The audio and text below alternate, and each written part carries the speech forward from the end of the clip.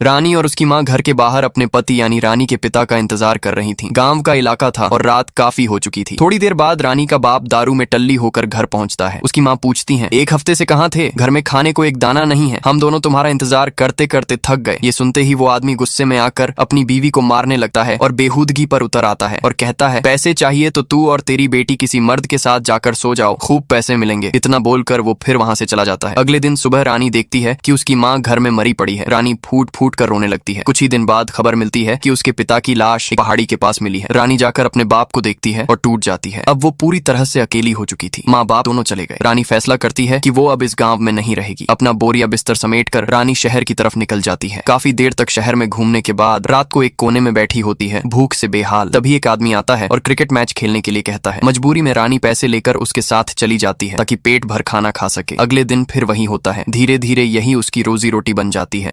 रानी और उसकी माँ घर के बाहर अपने पति यानी रानी के पिता का इंतजार कर रही थीं। गांव का इलाका था और रात काफी हो चुकी थी। थोड़ी देर बाद रानी का बाप दारू में टल्ली होकर घर पहुंचता है। उसकी माँ पूछती है, एक हफ्ते से कहाँ थे? घर में खाने को एक दाना नहीं है। हम दोनों तुम्हारा इंतजार करते करते थक गए। ये सुनते ही वो आदमी गुस्से में आकर अपनी बीवी को मारने लगता है और बेहूदगी पर उतर आता है और कहता है, पैसे चाहिए तो तू और तेरी बेटी किसी मर्द के साथ जाकर सो जाओ, खूब पैसे मिलेंगे। इतना बोलकर वो फिर वहां से चला जाता है। अगले दिन सुबह रानी देखती है कि उसकी माँ घर में मरी पड़ी है। रानी फूट फूट कर रोने लगती है। कुछ ही दिन बाद खबर मिलती है कि उसके पिता की लाश एक पहाड़ी के पास मिली है। रानी जाकर अपने बाप को देखती है और टूट जाती है। अब वो पूरी तरह से अकेली हो चुकी थी। माँ बाप दोनों चले गए। रानी फैसला करती है कि वो अब इस गांव में नहीं रहेगी। अपना बोरिया बिस्तर समेटकर रानी शहर की तरफ निकल जाती है। काफी देर तक शहर में घूमने के बाद रात को एक कोने में बैठी होती है, भूख से बेहाल। तभी एक आदमी आता है और क्रिकेट मैच खेलने के लिए कहता है। मजबूरी में रानी पैसे लेकर उसके साथ चली जाती है ताकि पेट भर खाना खा सके। अगले दिन फिर वही होता है। धीरे धीरे यही उसकी रोजी रोटी बन जाती है।